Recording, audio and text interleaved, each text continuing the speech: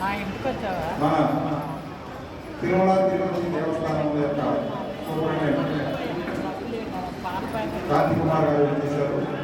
వారిని వచ్చిన మాటలు చెప్పాల్సింది. ఈరోజు కార్యక్రమం గత సంవత్సరం మనం శోభాయాత్ర చేసుకున్నాం.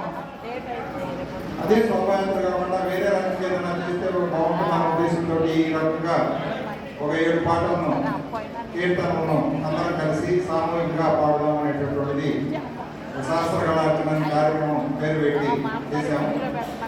ఇంకా చాలా మంది రావాల్సిన వాళ్ళు ఉన్నారు, వస్తూనే ఉన్నారు. ముందు వచ్చిన వాళ్ళు దూరం వెళ్ళాల్సిన వాళ్ళు ఎక్కువ ఉన్నారు కాబట్టి నంబర్ తోటి సంబంధం లేకుండా మనం వచ్చినంత వరకు ఈ కార్యక్రమాన్ని కొనసాగిద్దాం. మరొక 10 నిమిషాల కార్యక్రమం ప్రారంభిద్దాం. సూపరింటెండెంట్ గారిని మాట్లాడవలసింది. ఓం నమో వెంకటేశ్వర. తిరుమల తిరుపతి దేవస్థానం పోయిన సంవత్సరం ఈ మైలవరం మండల కేంద్రంలో 1200 మందితో శోభాయాత్ర నిర్వహించాం. బహుశా అప్పుడు మనం కలుసుకొని ఉంటాం, మీరు నేను. ఆ రోజు చాలా అద్భుతంగా జరిగింది.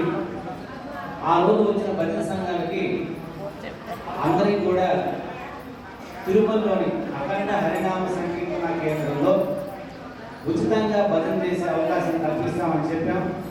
ఆ విధంగా వాళ్ళకి కల్పించాం కూడా. ఎవరన్నా ఇంకా మాకు తిరుమల అఖండ హరినామ సంకీర్తన వేదిక మీద భజన రాలేదంటే చెప్పండి. సివికే ప్రసాద్ ప్రోగ్రామ్ అసిస్టెంట్ గారు ఉన్నారు, వాళ్ళకి మీ గ్రూప్కి సంబంధించిన నెంబర్ ఇవ్వండి. రిజిస్ట్రేషన్ చేసుకున్నా చేయకపోయినా ఒకసారి మీకు ఆ వేదిక మీద ఉచితంగా భజన అవకాశం ఇస్తారు. దర్శన భాగ్యం ఉంటుంది, అకామిడేషన్ ఇస్తారు, భోజన వసతి ఇస్తారు. రెండో విషయం,